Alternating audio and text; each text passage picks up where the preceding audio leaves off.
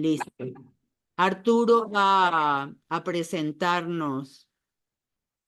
Que él nos explique, ¿no? Erika, ¿por qué no lo presentas tú? Y que Sí, Arturo se presente a sí mismo y que comience. sí, sí. Pues bueno, Arturo es mi estudiante brillante. Está haciendo una tesis de licenciatura sobre una genealogía de la discapacidad en principio, pero decidió trabajar la figura del idiota, en particular en México y en el siglo XIX y en los discursos médicos, teóricos, etcétera. Es un trabajo genealógico, ¿no? Y es el trabajo sobre cómo se fue produciendo esta figura de la exclusión, así en un análisis muy cuidadoso de los distintos ámbitos del discurso. Me gusta mucho, es un trabajo que a mí me gusta mucho. Tienen que saber que Arturo se ha ido a archivos médicos, archivos psiquiátricos, a buscar documentos, ya se ha tomado todo ese trabajo muy cuidadoso para hacer una genealogía. Hay mucho más investigación que la que está aquí registrada también.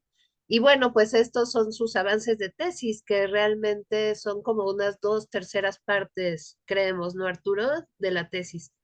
Entonces, la idea es que pueda tener una asesoría grupal, ¿no? Que tenga otros puntos de vista de lectura distintos del mío. No sé, Arturo, si nos quieres presentar un resumen de tu trabajo o lo que quieras discutir, y bueno, y también cómo lo quieres acabar. Te doy la palabra.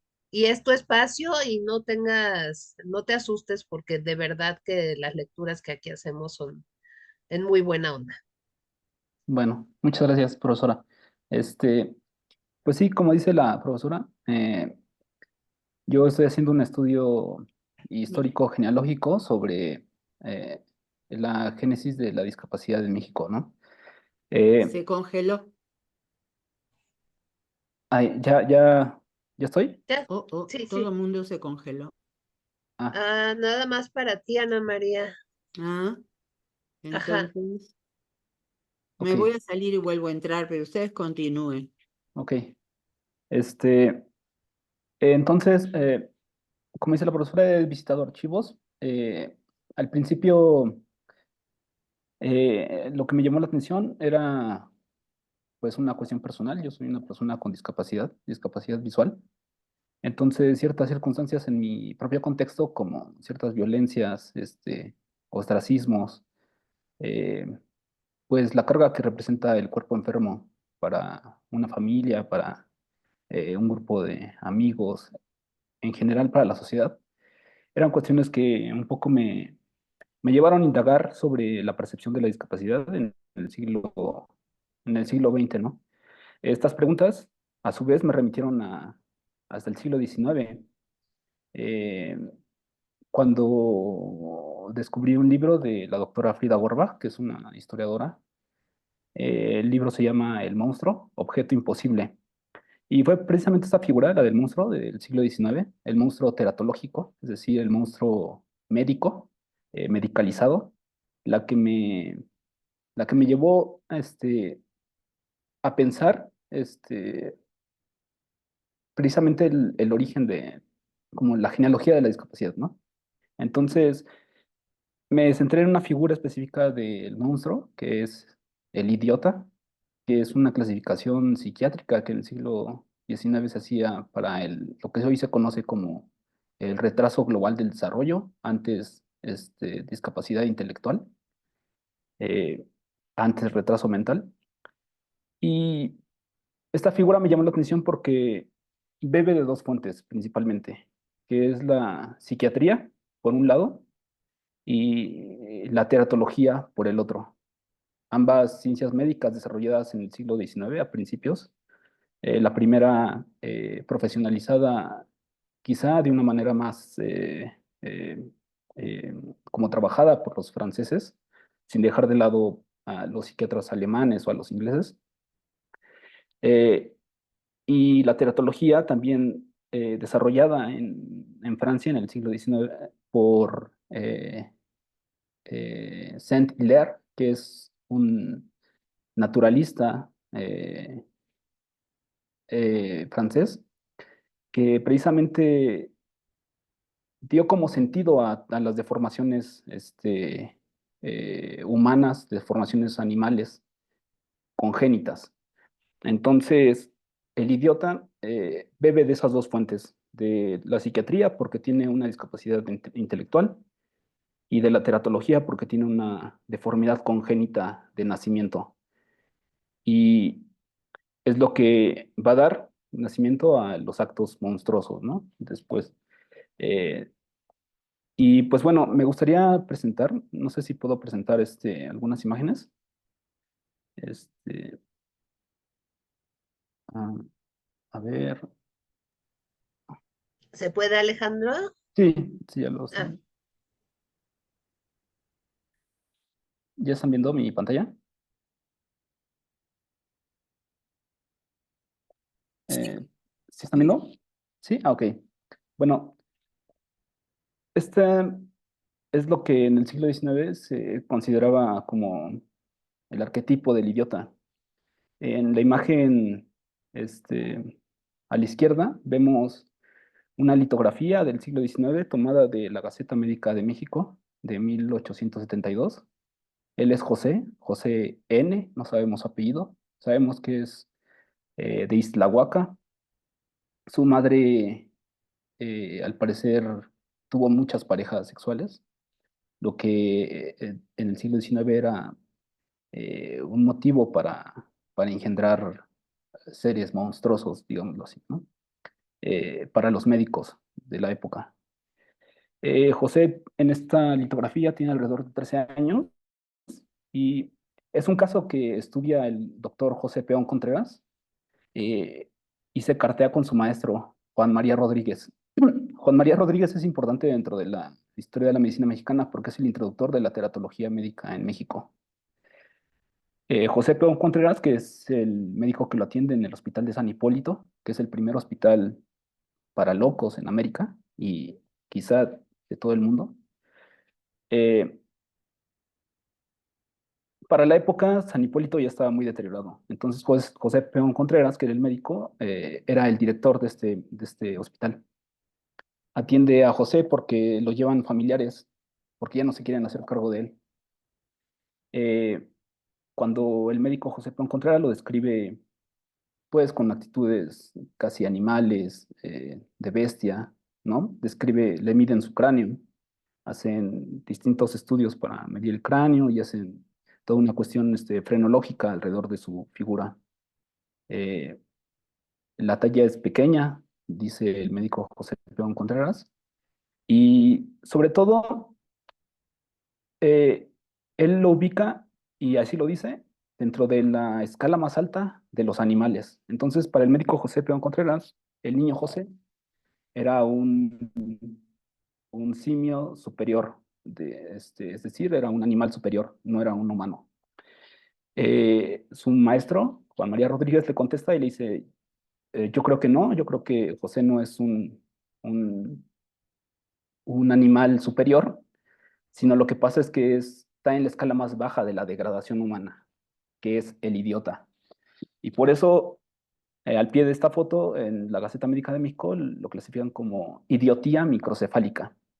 Entonces, en estas dos visiones resume básicamente como la visión del siglo XIX que se tenía sobre la idiotez, que eran precisamente dos puntos contrapuestos. Uno, por un lado, el teratológico, que pensaba que eh, la conformación humana dentro de la gestación en el vientre iba pasando una serie de etapas evolutivas, es decir, eh, íbamos avanzando desde los organismos primigenios hasta llegar al ser humano, que era el organismo superior dentro de la visión decimonónica, y todo eso dentro de los 9 meses que duraba el parto de la mujer, ¿no? Eh, Esto es lo que se conoce como el transformismo, ¿no? Y eh, durante este tiempo, si había un vicio de conformación, que es lo que el médico José Peón Contreras de José, que lo considera un animal, era que separaba su desarrollo en una etapa evolutiva y nacía con una etapa previa de evolución al hombre. Entonces, por eso él lo ubicaba dentro de las especies animales. En cambio, su maestro, Juan María Rodríguez, lo que va a decir es, no, no, no, o sea, él es un hombre, pero degenerado, en la escala más baja de la escala humana, ¿no? Porque la visión de Juan María Rodríguez era una visión no teratológica, sino una visión psiquiátrica, que obedece a las teorías de Morel y de Valentín Magnan, donde decían que debido a ciertos vicios morales, morales de comportamiento, vicios como el alcoholismo, la drogadicción, eh, incluso cuestiones climáticas, etnológicas, las razas se iban degenerando. Entonces, en la mirada de Juan María Rodríguez, es una mirada psiquiátrica que considera a Niño José un ser humano degenerado. En la segunda imagen vemos eh, a un personaje, una persona, cargando un muñeco, y esto es en el patio de la Castañeda. Esto ya es en 1900, cerca de 1940. Se siguen clasificando como idiotas microcefálicos todavía en ese momento. Eh, de no sabemos quién es, hay varias fotos de él, hay como 3 fotos en el archivo Casasola, que se encuentra dentro del archivo del INAH, ¿no? Y nos da una idea como de la visión, digamos, como histórica del amplio espectro que duraron como esas dos visiones durante el siglo XIX y la primera mitad del siglo XX, ¿no?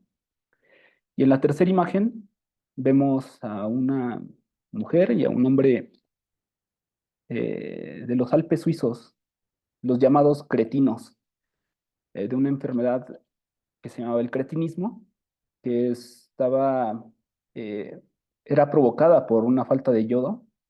Ellos no tenían acceso a sal de mar y extraían sal de las rocas, y esta sal de roca no tiene el suficiente yodo como para que la tiroides se mantenga, digamos, como sana. Entonces, si podemos ver sus cuellos, tienen algunos abultamientos, ¿no? Ese abultamiento es causado por una deficiencia en la tiroides y es hereditario. Entonces, todo un pueblo, en muchos pueblos en los Alpes suizos, tenían esas deficiencias de yodo y también eran considerados una escala degradada de la humanidad dentro de la visión del degenerado hereditario de Morel y de Magna, ¿no? Eh, Yéndonos al ámbito mexicano, rápido como para sintetizar, del lado izquierdo vemos el patio al interior del Hospital de San Hipólito, que era el hospital donde estaba internado el niño José con microcefalia. Hay algunos pacientes ahí en el patio, ¿no? Vemos un poco las condiciones que están, la verdad, son lamentables. Eh, en la parte superior, vemos el Hospital del Divino Salvador, el que se conoce como el Hospital de la Canoa, en la calle de Donceles, que es donde actualmente se encuentra el archivo histórico de la Secretaría de Salud, y era donde estaban recluidas las mujeres dementes. Un poco abajo vemos la placa que está fuera del hospital, ¿no? Y dice que en 1700 se funda el Hospital del Divino Salvador para mujeres dementes. Y en la parte de abajo vemos a la Castañeda, el día de su inauguración en 1910. Son funcionarios, son políticos, están en uno de los patios centrales de la Castañeda. Y quise poner esto porque sintetiza un poco el problema, más allá del problema ideológico, también el problema, digamos, de infraestructura que existía en México, que es lo que llevó a los médicos mexicanos a plantear modernizaciones a partir como también de la infraestructura hospitalaria. Los médicos mexicanos empezaron a pugnar por mejores espacios para que ellos pudieran desarrollar sus labores, tanto psiquiátrica como teratológica, etcétera. Y lo hicieron a través de varios congresos, de varios artículos que aparecían en periódicos académicos médicos, incluso tuvieron injerencia en legislaciones. Los médicos, a partir de la higiene, los llamados higienistas, eran quienes supervisaban las labores de infraestructura dentro de la Ciudad de México, el Gran Canal, los alumbrados públicos, eh, incluso hasta el comportamiento de la gente, ¿no?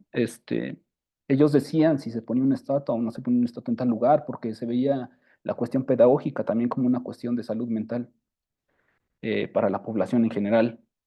Entonces, esta necesidad de renovar la infraestructura médica de México fue lo que llevó a estos médicos a, a plantearse cómo debían de tratar a la población que ellos consideraban locos dañosos. Y aquí es donde la figura del idiota entra, porque al idiota se le relaciona con un uso rudimentario de las capacidades intelectuales y meros sujetos del instinto. Y Porfirio Parra dirá, de bestias hambrientas, ¿no? Caracterizándolos como sujetos agresivos, violentos y dañinos en general para la sociedad, debido a su carga genética que podía ser heredada, ¿no? Eh, mm, bueno, esto un poco para hablar del contexto histórico. Eh, Me gustaría ya directamente trabajar sobre el texto. Voy a compartir ahora eh, el texto para entender un poco mejor esto que he explicado como a grandes rasgos. Ah, perdón. Este, aquí. ¿Ya se ve el texto, perdón? Sí, claro. Ok, vale. Bueno, eh, dentro de la nosografía de Philippe Pinel, y y me remito a los médicos franceses porque son en los que los médicos mexicanos se basaron más, ¿no? Toda la escuela que va a ser Pinel, Esquirol, Georget, Jean-Pierre Falret, todos estos médicos psiquiatras son retomados por los médicos mexicanos en mayor medida que otras escuelas. Eh, y sobre todo van a hablar también en sus términos y en sus concepciones de la idiotía. Y bueno, este, dentro de la nosografía de Pinel, él dividía en cuatro grandes clases la locura, ¿no? Que eran la melancolía, la manía, la demencia y el idiotismo. Eh, Esas eran como las cuatro grandes categorías dentro de la nosografía psiquiátrica de la época. Eh, y dentro de la idiotía, lo que la causaba era, dice, una emoción profunda, de modo que una alegría excesiva, eh, del mismo modo que un terror fuerte, pueden producir este fenómeno tan inexplicable.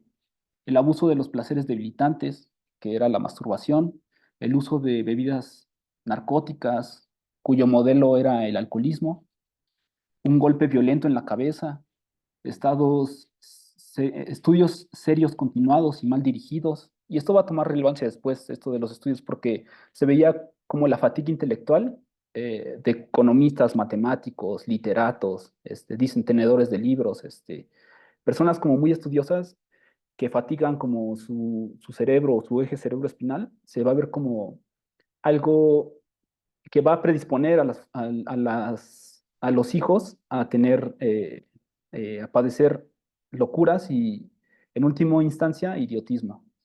Eh, Tumores dentro del cráneo, uno o muchos ataques de apoplejía y el abuso de las sangrías para la curación de las otras especies de manía, ¿no? Y a estas causas se les añadía también los vicios de conformación, que eran precisamente cráneos pequeños, estigmas faciales, prognatismo, que es cuando la quijada de abajo sale más que la superior, Estas situaciones como deformaciones craneales eran asociadas al idiotismo. Eh, y Pinel consideraba estas, estas categorías sobre el idiotismo como una obliteración de las facultades intelectuales. Y es decir, cuando alguien padecía, para Pinel, cuando alguien padecía idiotismo, podía ser o por nacimiento o podía ser causado por una enfermedad como por ejemplo meningitis o algún accidente, ¿no? O alguna de estas causas que ya dijo. Y había una obliteración de las facultades mentales, es decir, se cortaban de tajo, ¿no? Eh, Esto va a permanecer, digamos, dentro de la primera década del siglo XIX, y quien lo va a reformular va a ser Esquirol. Esquirol lo que nos va a decir es que eh, el idiotismo no es una enfermedad, ¿no? Él va a separar el idiotismo porque va a decir que con sus maestros lo han confundido con la demencia. Entonces, que hay una distinción entre la demencia y el idiotismo, porque no es que el idiotismo sea una obliteración de las facultades, sino lo que va a decir Esquirol es que nunca existieron, ¿no? Nunca se desarrollaron. Entonces, va a decir, por ejemplo, ¿no? Nos dice esto acerca del idiota. Usa esta metáfora, Esquirol. Dice, un hombre en un estado de demencia es privado de las ventajas de las que antes disfrutaba. Él era un hombre rico que se ha vuelto pobre. El idiota, por el contrario, ha estado siempre en un estado de necesidad y miseria. La condición de un hombre en estado de demencia puede cambiar. La del idiota será siempre la misma. Eh, en la nosografía de Esquirol, ¿no? El idiotismo pasa a llamarse idiotía y conforma dos variedades definidas, ¿no? La imbecilidad y la idiotez.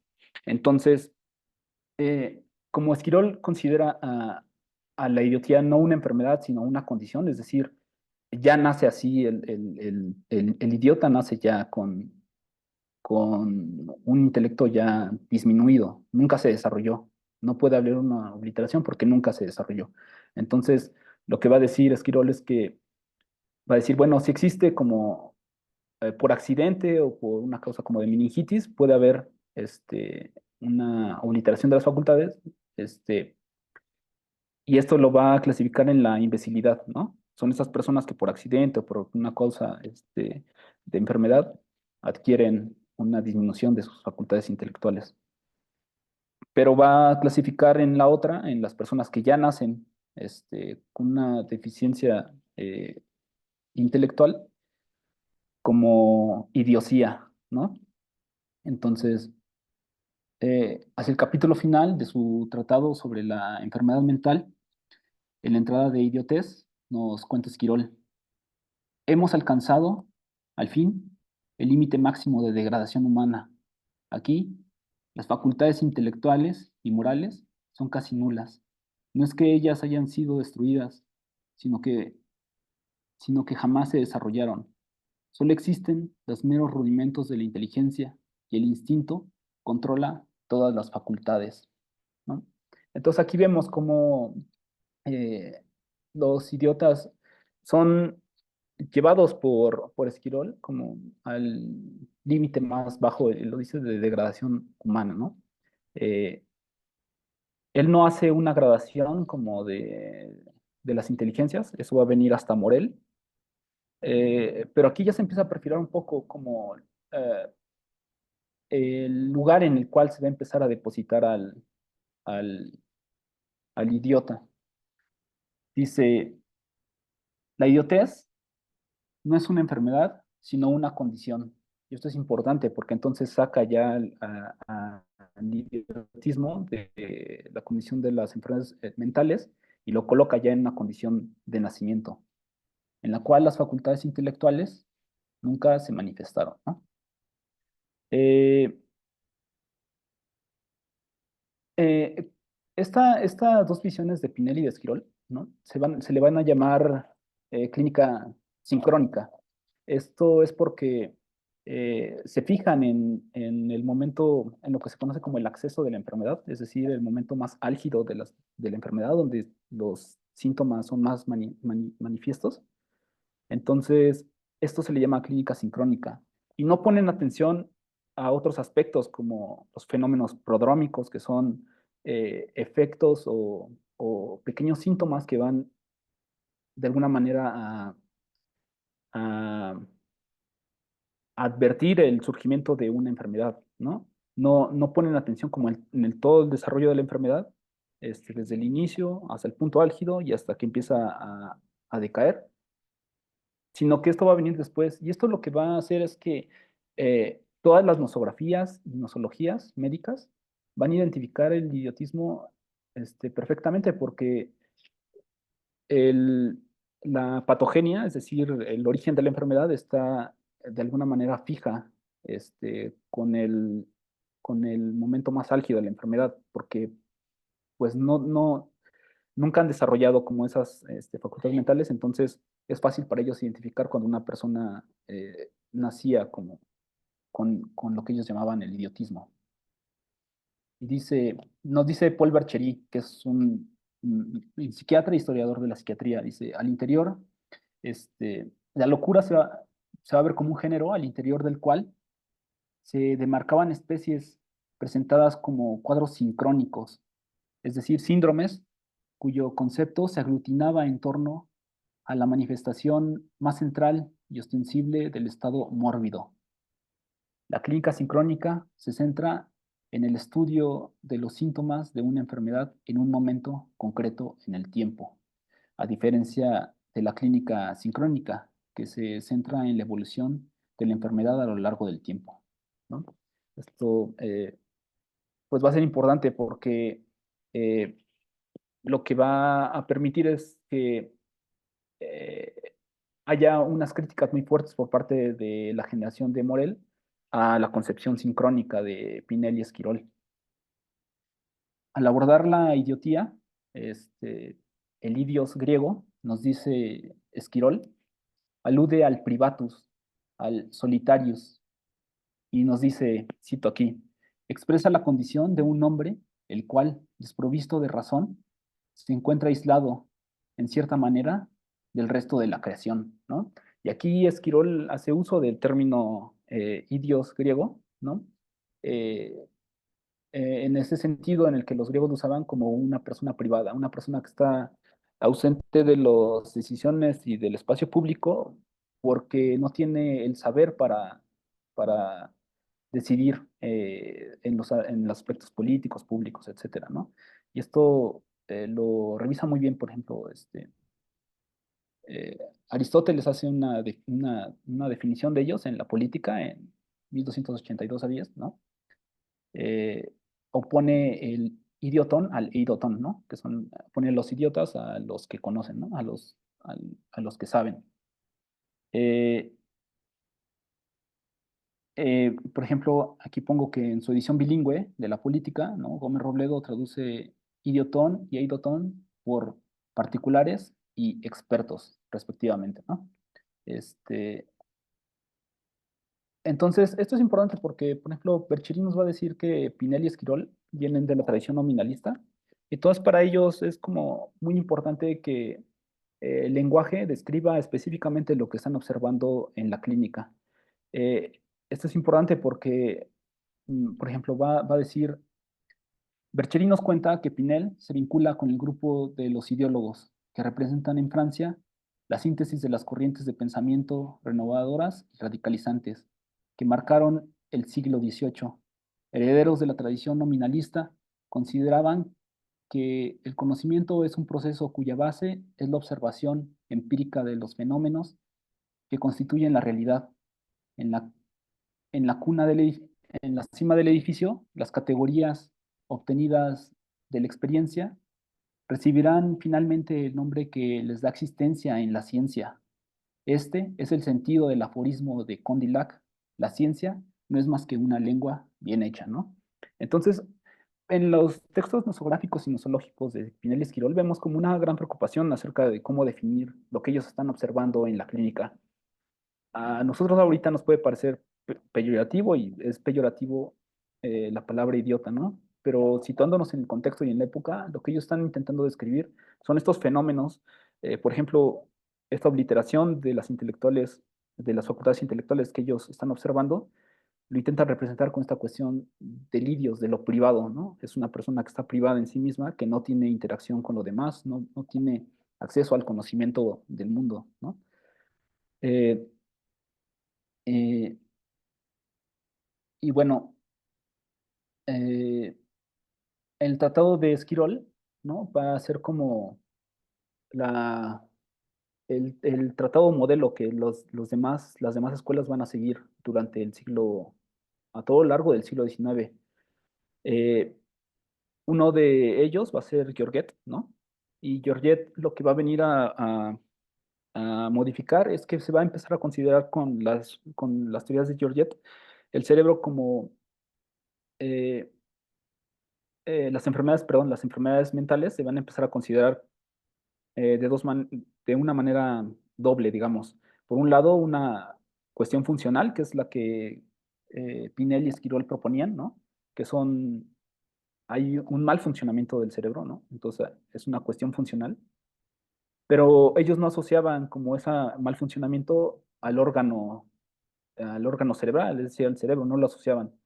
Eh, con Georget sí, lo que Georget va a hacer por influencia de Grisinger y Ghislaine, que son es relativamente también las fuentes de las que bebe Georget, eh, y que ellos vinculaban de alguna manera los problemas mentales a una cuestión fisiológica, es decir, a una cuestión cerebral. Lo que Georget va a hacer es fusionar ambas, ¿no? Y va a decir, bueno, hay ciertas lesiones físicas del cerebro que se van a ver reflejadas en un funcionamiento de las facultades mentales.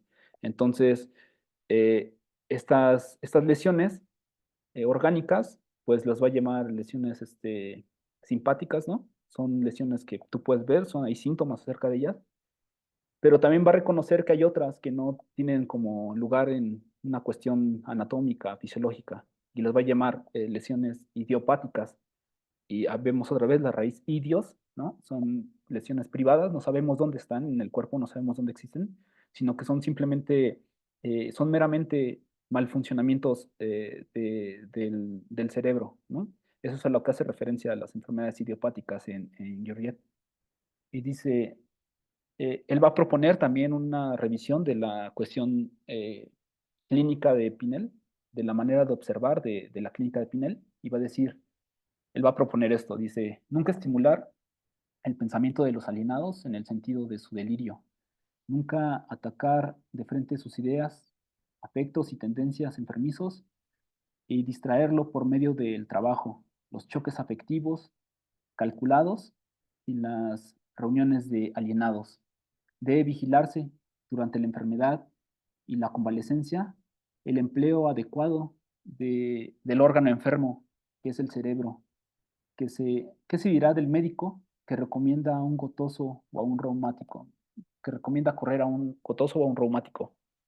Eso es importante porque lo que, lo que Georget va a proponer es un poco alejarse de la visión que tenía como Pinel de trabajar como directamente con el enfermo, de una manera muy estrecha. Lo que Georget va a proponer es que haya una cierta distancia entre el médico y el enfermo y nunca interactuar con él de una manera como eh, directa, como personal, ¿no?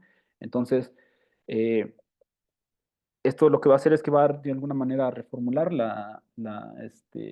el tratamiento moral propuesto por Pinel, ¿no? Que era precisamente los choques afectivos, por ejemplo, a algunos enfermos se les llevaba en caminatas cerca de ríos, cuerpos de agua, y se les aventaba de pronto, ¿no? Iban caminando y de pronto los aventaban, los arrojaban a los cuerpos de agua para que de alguna manera ellos en ese momento que estuvieran como relajados, sacarlos como, o esa era la idea que se tenía, sacarlos como de su enajenación y de una manera con esos choques afectivos, de regresarlos como al ámbito como de la realidad, ¿no? Que ellos pensaban.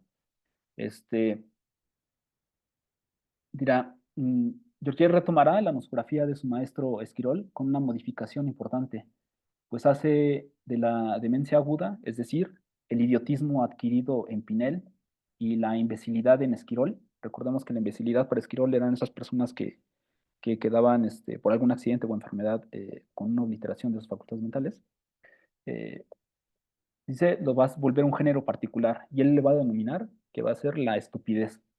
Eh, Ausencia accidental de la manifestación del pensamiento, ya sea que el enfermo no tenga ideas o que no pueda expresarlas. Y separa definitivamente la idiotez, ya que, ya esto lo dice Georgette, una falta originaria del desarrollo no es una enfermedad en sentido estricto, ¿no? Y aquí cada cual parece imponer su etimología, cada cual intenta imponerse dentro de esta lengua bien hecha, profetizada por Condillac. Cada término intenta ajustar en precisión, en descripciones. El idiota que remita al privado, al apartado de los asuntos públicos. El imbécil, imbécilis, imbaculus, que no tiene bastón, sin soporte, el débil, carente de fuerza, estupeo, el que queda perplejo, el que ha quedado sorprendido, en estupor, aturdido, un estúpido sin duda. A medida que la clínica precisa las descripciones de la nosografía, la lengua chasquea para ajustar sus nociones, ¿no? Aquí vemos una vez más la preocupación por definir todo lo que se está observando en la clínica y cómo de alguna manera el lenguaje, la descripción de esto debe ser muy precisa, ¿no? Para ellos. Eh, nos dirá, nos dirá que existen, por ejemplo, Georgette nos dirá que existen perturbaciones mentales sintomáticas, como ya dije, cuya causa orgánica nos es conocida, y perturbaciones idiopáticas, de las cuales desconocemos la causa, pero que se consideran el resultado de perturbaciones puramente funcionales, y son ellas las que constituyen la locura propiamente dicha, ¿no? Es decir, todavía bajo la concepción de locura había como una cuestión en la cual no sabíamos por qué, pero había ese mal funcionamiento del cerebro, tenía que ser generado por algo, ¿no? Esta idea de no saber por qué estas locuras idiopáticas va a ser como un problema a lo largo del siglo, eh, hasta que va a llegar Morel y va a proponer unas causas para estas locuras idiopáticas de las cuales no teníamos razón o no se tenía idea por qué surgían. Morel va a dar una respuesta, ¿no? Eh, Dice Georgette, ¿no? Georgette en las locuras simpáticas engloba como causas la herencia, los periodos menstruales y puerperales, la involución, dice, la patología del modo de vida y las costumbres. En la segunda, en las idiopáticas, atañe causas meramente morales e intelectuales, como en Pinel, dice, o sea, abuso de los placeres debilitantes y estudios prolongados y mal dirigidos, ¿no? Eh, en la segunda, que es la idiopática. Y bueno, nos va a decir Paul Berchery que ya en Georgette y cada vez más con el correr del siglo, la locura aparecerá como el efecto de una influencia orgánico-psíquica, ¿no? Que es lo que les explicaba de esta cuestión que se vincula ya la cuestión fisiológica con la cuestión funcional. Y su tratamiento como el de un órgano enfermo, ¿no? Y esto ya se considera, digamos, como que también Georgette empieza a retomar como las ideas de Xavier Bichat acerca de considerar la enfermedad como una cuestión orgánico-funcional. Eh, Va a decir, eh, ya en el Tratado de Esquirol, por ejemplo, se hace referencia al clima para mostrar cómo en climas cálidos la incidencia de la locura es menor dentro de la población, mientras que en los climas más templados y fríos es mayor, ¿no? Y esto es con referencia a que en el siglo XIX se asociaba que los climas cálidos eran, pertenecían como a sociedades más atrasadas, ¿no? En los trópicos, etcétera, ¿no? Como a países que de alguna manera estaban o habían sido colonias y, y en las cuales había un atraso como histórico.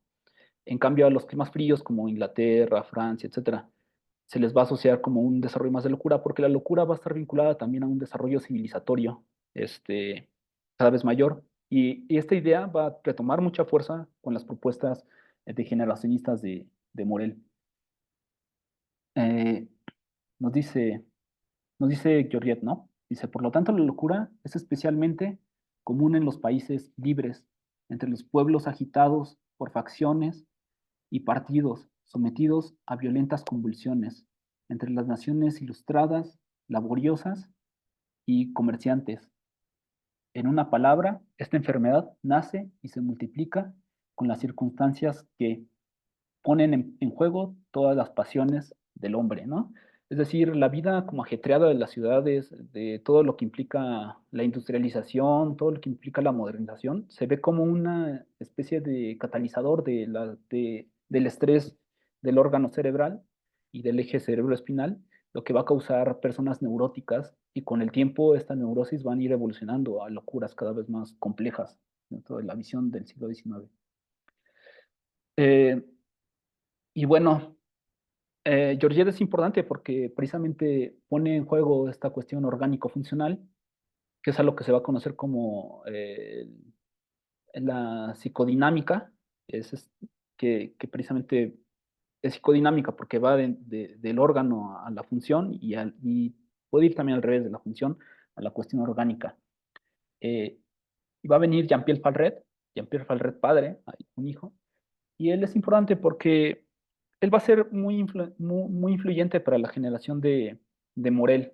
Eh, eh, y hago mucho énfasis en Morel porque Morel va a ser quien va a proponer la tesis de generacionistas que van a tener como una larga vigencia incluso hasta nuestros días. Entonces, nos dice Jean-Pierre Farret, al hacer hincapié en la psicología, en la medicina mental, se destruye todo lo que constituye esencialmente la enfermedad, es decir, el conjunto de hechos. Se elimina la enfermedad para no ver más que el síntoma y se elimina el síntoma complejo para no ver más que el síntoma aislado. Aquí lo que está haciendo Falret es aventarse de lleno contra la idea de la clínica sincrónica de Pinel y Esquirol y lo que está proponiendo es una clínica diacrónica, es decir, fijarse en todo el proceso de la enfermedad, desde los síntomas más, menos agudos, los que parecieran no pertenecer a la enfermedad, y, e irlo siguiendo en su evolución del proceso hasta llegar al exceso de la enfermedad, es decir, al punto más álgido, y después de eso seguir observando y seguir observando cómo van decreciendo hasta el punto en el cual parecen desaparecer, pero no desaparecen. Esto lo que va a llevar es un cambio de visión total de la clínica dentro de la psiquiatría, que va a ayudar a caracterizar y a definir mejor las locuras, ¿no?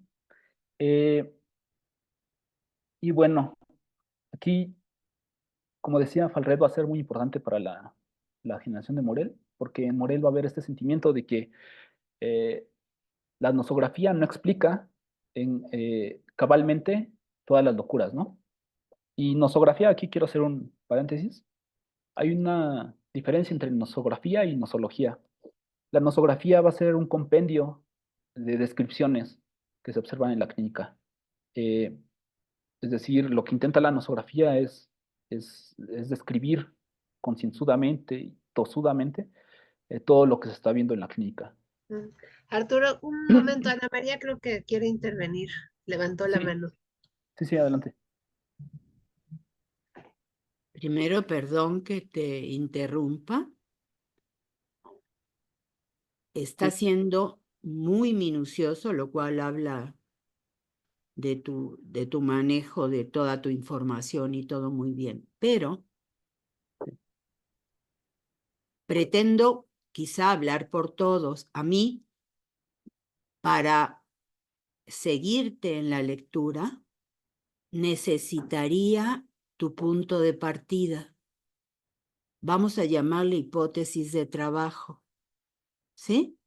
¿Por qué estás persiguiendo de esta manera cronológica? Porque hasta ahora ha sido una persecución cronológica de autores sobre, digamos, la figura del idiota.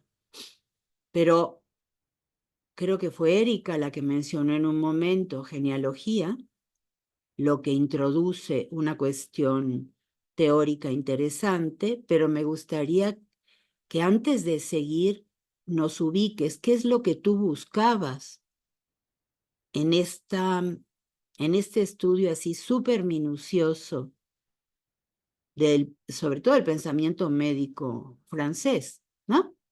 Sobre este tipo de enfermedades, o sea, ¿qué es lo que tú buscas? Por ejemplo, si tu interés es esta figura del idiota, ¿cómo y por qué? ¿Y qué es lo que estás? Perdón, es que no quiero que te sientas ofendido de No, ninguna manera porque te corté. Lo que te quiero preguntar es, así bruscamente, ¿para qué? ¿Para qué estás haciendo esta búsqueda? ¿Para ok, encontrar qué o para tú proponer qué cosa? Por favor, sí, Arturo. sí, profesora. Bien, yo empecé a hacer este estudio precisamente porque eh, en mi experiencia, eh, bueno, y platicando con otros amigos que son, tienen discapacidades, hemos visto un fenómeno en el cual hay como una especie de miedo, ¿no? Eh, yo le llamo miedo radical a la discapacidad.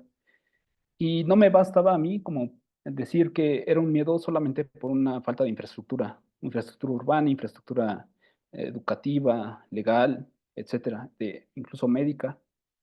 Yo creía que había un miedo a tener o padecer una enfermedad o engendrar un hijo con una discapacidad por otra situación. Entonces, en varias ocasiones yo se lo mencioné a la profesora Erika y me di cuenta que el cuerpo enfermo, o bueno, esa era mi hipótesis, conlleva también eh, una especie de peligrosidad para pues, el legado familiar, la estabilidad familiar, incluso para cuestiones del gobierno, estatales, etcétera. Eh, Esto fue lo que principalmente me llevó a indagar en las cuestiones, eh, digamos, como lo que a usted ha dicho, genealógicas de la discapacidad. Porque todo esto que estoy desarrollando va a llegar a un punto en el cual se va a constituir la figura del degenerado hereditario y a la figura del degenerado hereditario se le va a asociar un carácter de peligrosidad, no solamente para la familia, no solamente para sí mismo, sino también para la sociedad en general y para el Estado, porque la cuestión del degenerado hereditario se va a volver un problema incluso de infraestructura, se va a volver un problema para las fortunas familiares, se va a volver un problema para los individuos propios, ¿no? Y sobre todo para la moral pública. Y todo A esto es ver, lo que se desarrolla en el siglo XIX. Arturo, entiendo. Y sin duda se pueden encontrar ejemplos no únicamente de enfermedades mentales, ¿no es cierto? Ujú. ¿Estás de acuerdo? Sí, Sino sí. otro tipo de enfermedades, hasta llegar a nuestros días donde acabamos de vivir en la época de la pandemia un caso de miedo, porque estoy notando que no es la cuestión de eso que estás llamando enfermedad, que sería una cuestión que habría que tratar con cierto cuidado. ¿En qué momento o en distintos momentos la medicina pasó en el 19 y en el 20 hasta llegar a este siglo a dejar de plantear de manera absoluta la oposición entre lo normal y lo patológico? Ok, ¿Sí? Entonces, eso es un asunto que habría que considerar en relación con lo que tú agregaste, que parece que es el inicio de tu interés, el miedo generalizado, no solo por la gente normal, común, que va por la calle, la familia, los vecinos, sino incluso el Estado, ¿no? ujú, sí, Entonces, hasta ahora el miedo no aparece. Por eso quería saber qué estás ok, haciendo con esto, qué es lo que te interesa. Si la cuestión fundamental es el miedo, mira que todo este trabajo absolutamente minucioso que te vuelve casi un experto en esta historia, pero además únicamente francesa, porque sí, en sí, otros países europeos el tratamiento de este tipo de enfermedades que ahora llamamos mentales y las llamamos mal, también es extenso y sobre todo cantidades enormes de libros, ¿no? Sí, Pero además te falta, aparte de esto que nos estás leyendo, lo que agregaste también, cómo las instituciones se han hecho cargo, a partir quizá de esta teorización de el tratamiento, porque así apareció en las fotos. ¿Te das cuenta? O sea, estoy viendo en lo que nos estás contando unas cosas, pero en las fotografías otra cosa, en lo que nos dices ahora otra cosa. sí, ¿Podrías o cómo ha ido progresando tu trabajo de tesis? ¿Te has podido, digamos, circunscribir alguna hipótesis fuerte que quieres mostrar? Porque no me queda claro ahora si es el miedo, que no lo había notado en esto que llevas leído, o más bien la manera como las instituciones públicas de salud, o sea, cuando el Estado se apropia de esta cuestión, cómo lo va a encarar, a sí, partir de qué teorías, por qué decide unas u otras. Ese es otro estudio que se acerca mucho a estudios muy particulares que se han hecho, sobre todo en historia. Entonces, yo casi te estoy preguntando, bueno, ¿cómo entraría tu hipótesis de trabajo que quiero creer que es filosófica en todo esto? ¿O sí, cómo estás tratando toda esta información para apropiártela filosóficamente y llegar a algo que seguramente estás buscando? O sea, toda esta búsqueda de verdad es impresionante. Has trabajado muchísimo, pero aquí la cuestión es que a tus lectoras, digo, a tus escuchas, porque estamos leyendo, pero te estamos escuchando, no nos queda tan claro, es, bueno, toda esta búsqueda es para qué, ¿sí? sí, O ok. sea, ya nos contaste de dónde surgió tu preocupación. Perfecto, es necesario. Y ver luego cómo la formulas teóricamente. No Ujú, sé si puedes decir cómo la terminaste formulando, eso que empezó como una preocupación tuya, ¿no? ujú. Pero que, aun cuando era una preocupación, la cuestión era cómo la formulabas teóricamente para generar una tesis, ¿no? Y una vez que te metes en eso, van apareciendo cosas que quizá tú mismo no habías esperado, ¿no? Ujú, Seguramente han ido modificando tu punto de partida. Entonces, en ese camino, dejaste fuera la cuestión del miedo generalizado, sí o no. Y si es así, la dejaste fuera, ¿por qué? Es decir, ¿por qué no estás buscando priorizar el miedo generalizado como algo cuyo resultado no sé cuál es todavía? No, o sea, no sé qué estás persiguiendo. ¿Estás diciendo que el miedo causa algo o que por el miedo se genera, no sé, cierta respuesta estatal o médica en términos contemporáneos? ¿O es una enseñanza que debemos tomar ante la enfermedad y el miedo que provoca la enfermedad para, por ejemplo, como en el caso de la pandemia, ¿no? No entrar en situaciones eh, de no saber qué hacer y nada más dejarte llevar por el patos, ¿no? sí, Cuando lo que se trataba es ver qué era lo que estaba pasando y entender que era una enfermedad que recién se estaba conociendo. En fin, todo lo que hemos pasado y que todavía falta que lo podamos explicar, ¿no es cierto? sí, Entonces, en función de esto, ¿hacia dónde estás llevando este estudio minucioso? sí. Sí lo tengo trabajado. Y de hecho está en este mismo texto que subí, en la segunda parte. Ya en el ámbito mexicano, ahí abordo la cuestión del miedo, porque lo que van a hacer los médicos mexicanos ya con toda esta, digamos, revisión de la teoría francesa de este primer, yo le llamo ensayo. En el segundo, lo que voy a hacer es que voy a revisar precisamente cómo se despliega esta cuestión del miedo. Y se va a hacer a partir de una gradación de peligrosidad de las distintas locuras. Entonces, a partir de esa gradación de peligrosidad, también se va a hacer una gradación de responsabilidad. lo que va a llevar a modificaciones dentro de la ley de 1874 para la modificación de la ley penal que excluía de responsabilidad a las personas con locura. Y lo que van a hacer los médicos es que van a pugnar porque se modifique la ley y que haya una gradación de responsabilidades con respecto a estas personas, porque se perciben como dañosos. De hecho, hay un artículo de Román Ramírez que se llama Los locos dañosos, ¿no? Y entonces ahí empieza como a gradar las peligrosidades. Ok, Eh, a ver, y entonces el miedo que al principio comentabas, que era, digamos, tu hipótesis, bueno, lo que te motivó, vamos a llamarle así, ¿no? ujú, Está ujú, cediendo su lugar a otra cuestión, que es como esto se lleva al terreno jurídico y tiene que ver con lo penal, ¿sí? Cómo algunos tipos de delitos se pueden o no se pueden penalizar apoyándolo médicamente o etcétera, etcétera, que tú nos vas a ujú, querer presentar.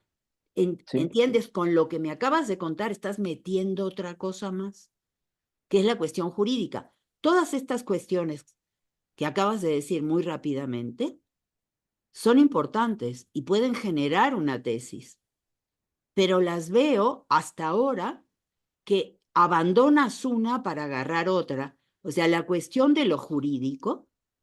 Tú sabes muy bien que quien trabajó asuntos muy similares a esto hace unos cuantos años fue Foucault, ¿verdad? ujú, sí, Y lo has leído seguramente, sí, sí, porque cita a muchos de estos médicos, ¿eh? Pero él tiene un camino, sobre todo en las palabras y las cosas, ¿no es cierto? Y del capítulo 7 en adelante. O sea, mm, es evidente que estás trabajando de una manera cercana. Ahora bien, lo que tú agregas y que no está en Foucault es, por ejemplo, la cuestión del miedo. Y luego una cuestión que a Foucault también le interesó y escribió ciertos trabajos al respecto, que es cómo la ley y digamos, el conocimiento profesional médico no se ponen de acuerdo para poder nombrar un delito y, sobre todo, actuar al respecto, ¿sí? ¿Qué sí, tipo de decisiones tomar? Por ejemplo, en el sentido de que llevó a cabo un delito, pero no se dio cuenta porque estaba incapacitado, mientras los otros dicen, de todas maneras, incapacitado o no, médicamente hablando, es culpable, porque todos los movimientos que hizo lo llevaron a preparar el delito, ¿no? ujú, Moi, Pierre Rivière, ¿te acuerdas? El pequeño sí, textito donde él cuenta esta historia y lo que señala es la incapacidad de que estos caminos distintos para tratar este tipo de figuras nos puedan servir para algo y sobre todo para generar sobre ese saber el castigo, ¿no? sí, Entonces, el castigo es una cosa, el miedo generalizado es otra, aunque pueda haber miedos en general frente a delincuentes o gente discapacitada o gente que simplemente estornuda, porque después de la pandemia alguien estornudaba cerca de ti y entrabas ujú, en crisis, ¿no es cierto? Porque te sí. podías contagiar. Entonces, volviendo a esto, ¿nos puedes, no sé, quizá tendrías que pasarte a esa segunda parte que no está aquí, donde quizá ahí se ve hacia dónde vas? Por favor. Ok, sí, a ver, O no sé si sí, alguien quiera decir algo respecto a esto, porque sí necesito mm, más, ¿cómo te diré? No criterios, sino, bueno, saber qué es lo que estás buscando en todo esto, porque te puedes perder en la búsqueda. O sea, lo que nos sí, estás leyendo, súper interesante.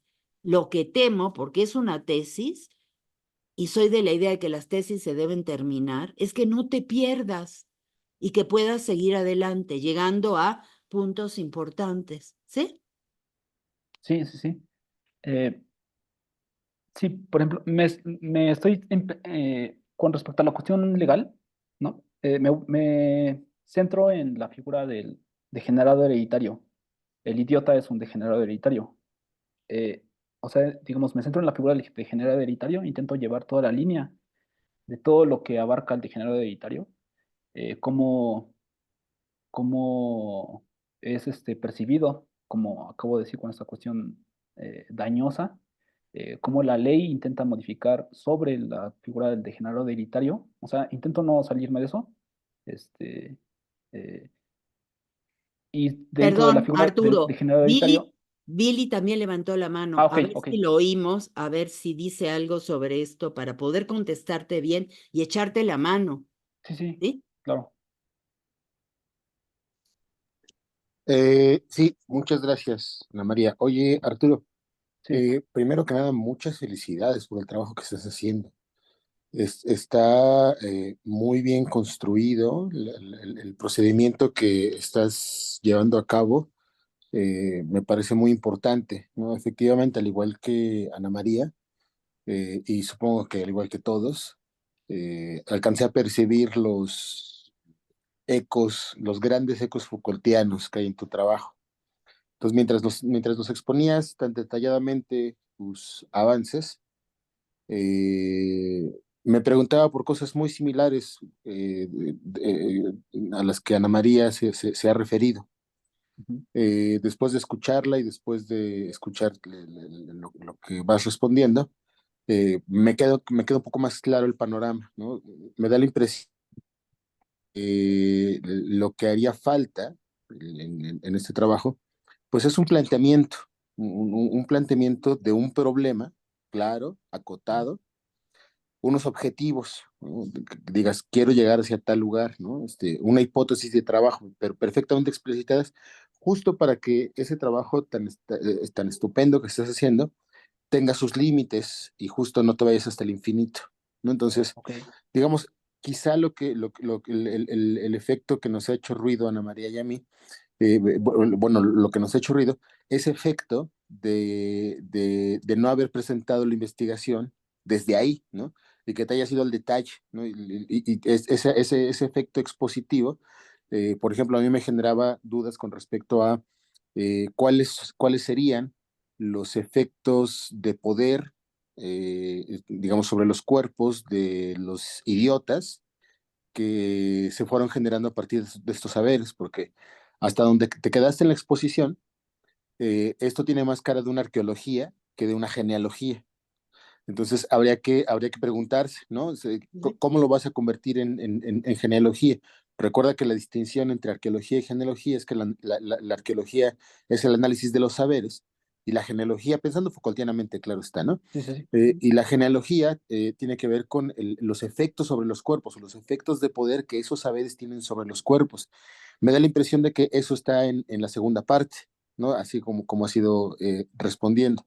Entonces, bueno, solamente quisiera remarcar, junto con esto que te ha dicho Ana María, que a lo mejor lo que hace falta es que en lugar de que te vayas al detalle, ¿no? Y de quién dijo qué y de cómo se dio la transformación, porque parece que eso lo tienes perfectamente bien trabajado, creo que lo que hace falta es que construyas el proyecto como proyecto para que nos permitas a nosotros, digamos, analizarlo en términos teórico-metodológicos y poder opinar más certeramente al respecto. ok, Ya, eso es todo lo que quería decir. ok. em, mm, no sé qué decir.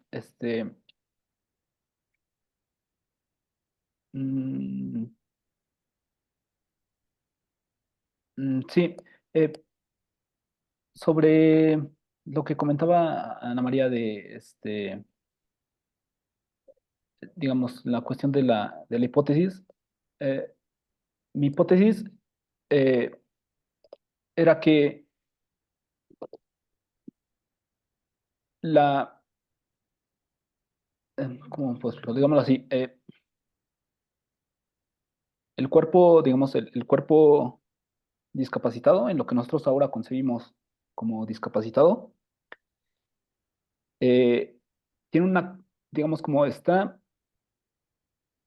en nuestra contemporaneidad, está eh, concebido como una especie de, de daño o de perjurio contra la vida, ¿no? Digámoslo así, digamos, la discapacidad, para mí la hipótesis sería que es un contravalor de la vida, es decir, eh, representa todo lo que no, no constituye, como bien dice Ana María, la normalidad, ¿no? Y precisamente esta cuestión pasa por A ver, lo normal y Arturo, lo eso patológico. es la parte, digamos, negativa. Vas a mostrar cómo, Ujú, a través de discursos médicos y también quizá llegarás a los jurídicos o algún otro. Eso es en general, ¿no? ajá, La concepción sobre la discapacidad humana, ¿no? Pero tú quieres plantear que no es eso y que la debemos considerar como qué. Porque creo que eso es lo que estás buscando. Cuando hablabas de miedo es para decir, no debería sentirse miedo o hay que contrarrestar estos miedos desde este otro lugar. Ese otro lugar, ¿qué sería? Que la discapacidad, primero, quiero entender, no es una enfermedad, no atenta contra la vida tal y como la describimos o teorizamos sobre ella o incluso la vivimos, ¿no? Sino ujú. que es otra cosa. Y que entiendo que eso es lo que quisieras tú plantear, a no ser que no tengas una respuesta a eso, pero toda esta búsqueda contundente que estás haciendo te permita llegar a una respuesta. Y si esto es así, lo cual es perfectamente entendible que así sea, no tener una sola respuesta, te conviene dejar claro los pasos. Por Ok. eso, fíjate, tanto Billy como yo te estábamos diciendo, yo te lo dije de una manera muy sencilla para no obligarte a irte a Foucault. De ninguna manera quiero que vayas a Foucault, ni mucho menos, solo que me resonaba Foucault porque lo ha tratado, ¿no? Hace unos cuantos años. Que lo que tú querías un poco trabajar,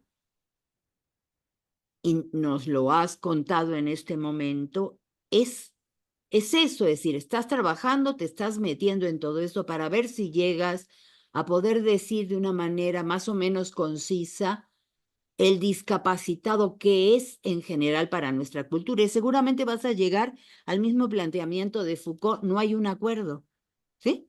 No hay manera de acordar entre lo jurídico, entre lo penal, entre el derecho y la medicina y quizá la religión, que sería lo que te falta. Digo, en Foucault está la religión también, ¿no? Sobre en el caso de Moi, Pierre Rivière, sino que también en el público en general, que lo único que hace es apartarse de esa discapacidad por miedo a, ¿no?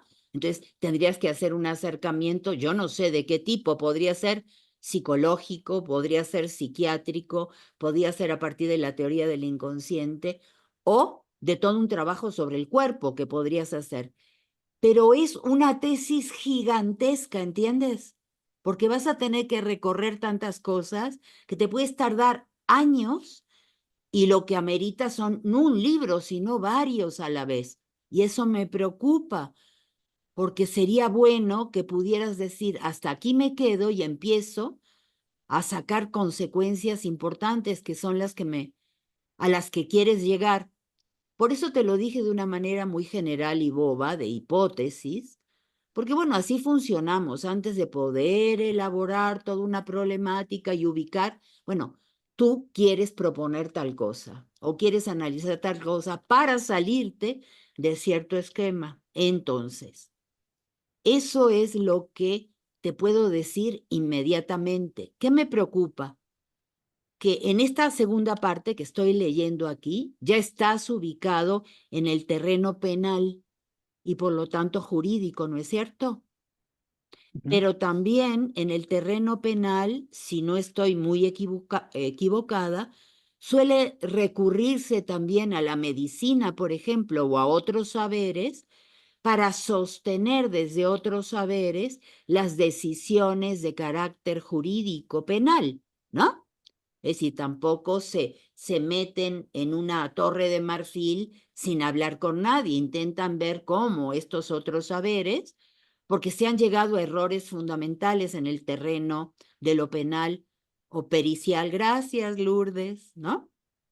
Por ejemplo, para definir el castigo, para decirlo en nuestros términos filosóficos, ¿no? Aquí la cuestión es el castigo, y para plantear el castigo a estos que además son criminales. O sea, no solo, fíjate, pasaste de algo que te preocupaba, que era discapacitados, a criminales natos, en función de que habían nacido así o por esto y por aquello, se habían vuelto criminales. Entonces ya no es, pero hay criminales que quizá no están en ninguna de estas categorías de discapacidad como las estás trabajando. Entonces, ahí me parece conveniente que pongas un alto en la investigación tan súper detallada, tan bien escrita, tan bien elaborada, para ponerle como, lo voy a decir ahora sí muy metafóricamente, una cabeza que luego le siga un torso y luego las piernitas para que se sostenga, ¿no? También creí ver por el camino que de repente la cuestión del lenguaje te parecía francamente interesante, como si hubieras leído en tus autores desde Condillac en adelante que el dar el nombre correcto a una discapacidad o una enfermedad era importante para ellos. No sabemos si para todos los demás. Entonces, ese podría ser otro camino que a ti te interesa. Es únicamente la cuestión del nombrar y la importancia del nombrar, y como va acompañado de ciertas descripciones y también de tratamientos institucionales, ¿no es cierto? Sí. Para tratar este tipo de casos. Entonces, yo te sugeriría que te detuvieras y junto con tu tutora pensaran ambos con cuidado dónde dar la vuelta, dejar en claro esto primero. Claro, Lourdes, están leyendo lo que dice Lourdes, por supuesto, ¿no? Y esto en el terreno, ella nos decía pericial, etcétera, ¿no? Pero que pertenece al mundo jurídico, al mundo del derecho, ¿sí? Dicho de una manera muy general, entiendo que no tengo no estoy utilizando correctamente los términos del derecho, ¿no? Pero eso es un asunto que, si esto es lo que te interesaba, la deriva hacia la cuestión médica te llevó muchísimo tiempo. Por supuesto, ese saber que has obtenido, ahí está, lo tienes por escrito, lo tienes tú, y eso te puede generar la posibilidad de escribir ponencias, ensayos, textos, si no infinitos, muchos, ¿no es cierto? Que no se tienen que tirar a la basura, pero la cuestión es, si ibas hacia la idea de que esto tiene que ver con la criminalidad, entonces tu terreno sería más bien jurídico, ¿no es cierto? Más que el médico. Sí. O bien lo que te interesa es lo médico por la incapacidad de la medicina de hacerse cargo del dolor en general, ¿no? Para decirlo Sí. también de una manera absolutamente general, que no me gusta, pero no tengo otra palabra para nombrar todo este mundo de cosas que nos preocupan a todas y a todos, y que, bueno, tú llamaste discapacitados, ¿no? Pero que va mucho más allá. El criminal no necesariamente es un discapacitado, pero a ti se ve que te interesa la cuestión. Por eso la cuestión del castigo, de lo penal, de cómo definimos lo criminal, ¿no? Bueno, quizá lo jurídico lo puede hacer a su manera. Yo te diría, desde la filosofía no tenemos ni debemos, pero podemos muy bien preocuparnos por esta noción de criminalidad o criminal, intentar definirla desde la filosofía, ¿no es cierto? Y puede ser con ayuda de ciertos saberes. Pero lo que acabas de mostrar es que la medicina ha modificado sus puntos de partida, su interrogación, pero sobre todo su tratamiento, porque el tratamiento es el aberrante, ¿no es cierto? Sí. Lo que has contado y todo lo que sabemos es que el tratamiento de la discapacidad ha sido aberrante en la cultura occidental. Es algo que está en la historia de la cultura occidental. Quizá en otras culturas, donde incluso la discapacidad tenía una cierta aureola mágica y de relación con el futuro y con el futuro mejor, el tratamiento era otra cosa, y estamos hablando de América Latina y de Mesoamérica, no estamos hablando de cosas lejanísimas, donde había discapacidad que era tratada de otra manera, pero en Occidente el tratamiento fue de verdad aberrante. Uno lee a estos médicos y ya no te quieres acercar jamás a un médico, ¿no? Porque uno dice, bueno, han cambiado. Pues te diré, ¿no? Porque la manera como definen la enfermedad, la verdad que merece la pena que la critiquemos de manera muy seria. Déjenme intervenir un poquito Sí. para que no se nos apanique Arturo, por favor. Este, ya habíamos platicado de la necesidad va a ser una tesis de ensayos, no solo porque Arturo los llame, sino son ensayos específicos. Y al final de cada ensayo va a haber unas conclusiones que tienen más que ver con lo que proponía Billy. Es decir, se trata de la construcción de esta figura, de esta compleja construcción de sentido, pero para analizar los efectos sobre determinadas corporalidades de toda esta producción de sentido en el discurso médico, en el discurso psiquiátrico, después en el de los médicos mexicanos y en los otros ámbitos discursivos como el jurídico también. Entonces, y no de analizar todos los efectos sobre los cuerpos, pero algunos sí, ¿no? Los efectos de exclusión, los efectos de discriminación, si ustedes quieren también, ¿no? Para traerlo al discurso más contemporáneo. Hemos ido acotando la investigación porque al principio a Arturo le interesaba el tratamiento de la figura de los discapacitados en la sociedad mexicana contemporánea. Y se puso a hacer estos análisis históricos y entonces más bien decidimos acotar un momento histórico temporal. Pero el análisis, si entiendo bien, Arturo, Sí, si no tú me dices, pero va a ser sobre algunos de los efectos sobre las corporalidades, ¿no? sí, es Eh, correcto.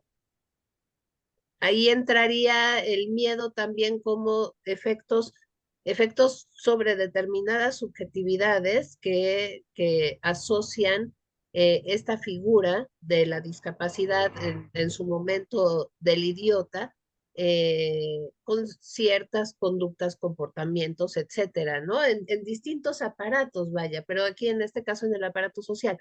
Entonces, bueno, habría que puntualizar, creo yo, los efectos que quieres analizar y no para decir que sean todos los posibles, sino de qué manera esta figura ha ido operando para producir exclusiones, para producir violencias, etcétera, ¿no? Todo esto que decías, Ana María, ¿no? Sobre determinadas corporalidades específicas. Ujú. Eso sería súper importante, Ujú, ¿no? ujú. Pero entonces nos hubiera servido mucho empezar por ahí. Es decir, son ensayos, pero un poco, cuando yo decía la hipótesis de trabajo, era esa, analizar el resultado puede ser muy amplio, en lo que de una manera general se dice los cuerpos, pero que Ujú. seguramente va a estar mucho más especificado en los ¿En cuáles? ensayos, ¿no? Porque Ujú. seguramente habrá un texto que los unifique, además de esos pequeños textos al acabar que van dando cuenta de este trabajo de investigación, que además no tiene por qué estar acabado, porque se puede dejar para otras investigaciones posteriores, pero que el camino que se ha llevado esté más o menos claro, ¿no? De cuál es esa preocupación. A ver, Emilio también tiene algo que decir, a ver si Arturo, te lo estamos diciendo en buena onda, por favor, no te No, sí, sí. apaniques ahora que dijo No, no, para Erika. nada, no, para Al nada. contrario, te estamos intentando ayudar todos, No, sí, ¿sí? y sí me están ayudando, de verdad. A ver, Emilio. Sí, yo iba a decir algo muy sencillo. Bueno, en primer lugar, muchas gracias por compartirnos esta investigación. Me parece un muy buen trabajo y además creo que pues nos aporta información que desde luego es rica para pensar nuestro entorno, en particular desde la Ciudad de México, siento. Y realmente todo lo que iba a decir es, yo tengo muy fresco mi graduación de maestría y más o menos de licenciatura. Y pues lo que creo es que en los comentarios que he escuchado de Ana María y de Eric, igual hay buenas claves para pensar un poco qué entra dentro del proyecto de licenciatura y qué entra dentro de una trayectoria de investigación de largo plazo. Y yo siento que, bueno, digamos que el sistema de grados académico te hace tener que concluir ciertas etapas y formalizar, digamos, ciertas etapas de la investigación, pero igual siento que en la medida en la que se va cumpliendo con esos ciclos, también lo importante es pensar cuál es la continuidad dentro de esos ciclos y, y eso, cuáles son un poco las inquietudes, las temáticas, los avances, la evolución. Y, y eso, entonces yo siento que, por ejemplo, distinciones como la que apuntó Billy de, eh, bueno, esto es hacer arqueología, esto es hacer genealogía y pensar en wow, cómo esa distinción metodológica permite articular algunos de los contenidos de esta investigación y hacer el ejercicio de experimentar con esas distinciones, o más bien de trabajar con ellas. Eh, pues de pronto lo que permite es eso, fortalecer, digamos, este equilibrio entre, bueno, este es el trabajo que presento en este momento y estos son otros elementos que acompañan mi investigación y que toman otras formas, ¿no? Y eso hace un conjunto bastante sólido. Porque yo siento que aquí eh, hay, pues ciertos elementos de investigación que funcionan para artículos, para un trabajo de posgrado también, ¿no? Es cosa de pensar y por eso mismo... em, Pues sí, de quizás hacer un ejercicio, digamos, acotado en licenciatura, sabiendo que hay un montón de material más que, que funcionaría muy bien en otras formas, ¿no? Sí, sí, muchas gracias. Sí, Fíjate, hay como, una virtud, Arturo. sí, En general en filosofía nos mal enseñan a que tenemos que empezar por conceptos muy generales, ¿no? Vamos a suponer, si aquí has tratado algunos de estos conceptos, como la criminalidad, por ejemplo, o el crimen, o el mal, para irnos todavía a un terreno mucho más abstracto, tú empiezas en una figura realmente aterrizada en los cuerpos, ¿no? Que es el discapacitado o la discapacitada, cosa que es muy bueno. Pero entonces tu punto de partida es ese. En lugar de empezar de manera buscando en términos completamente absolutos, ¿no? Que poder explicar, por ejemplo, la cuestión del monstruo, ¿no? La cuestión del criminal, y de cómo este tipo de figuras provocan miedo, te sitúas en la víctima, ¿no? mm, Quiero entenderlo así. O sea, podrías hacerlo de otra manera, pero me parece que tú vas hacia ahí, el discapacitado, que por supuesto no tiene la culpa de nada, ¿no? mm, O podríamos partir de eso, es el que te va a permitir articular una serie de búsquedas, buena parte de las cuales ya están aquí escritas, ¿no? Y nada más sí, tendrías que ponerlas. Sería dar una estructura definitiva en tus ensayos, empezar por uno, por otro, ¿no? Pero el primero, para ubicar a tus lectores y a tus profesores que van a leer esto, sí tendría que ver con ciertas decisiones que tienes que hacer. Si las quieres hacer a la manera de Foucault, lo haces. Si no te interesa tanto y estás, pero perfectamente capacitado para buscar por otro lado, ¿no? No tendría por qué ser Foucault, pero que seguramente algunos profesores, como es nuestro caso, van a encontrar que ahí resuena, bueno, desde la manera como estás definiendo, por ejemplo, genealogía, ¿no? En el caso de que esté definido, utilizado de alguna manera, no lo hemos leído ahora, pero lo mencionaba Erika al principio, ¿no? Que era una búsqueda genealógica. Y puede ser Nietzsche, puede no ser Foucault, entendiendo la genealogía de esta otra manera, ¿no?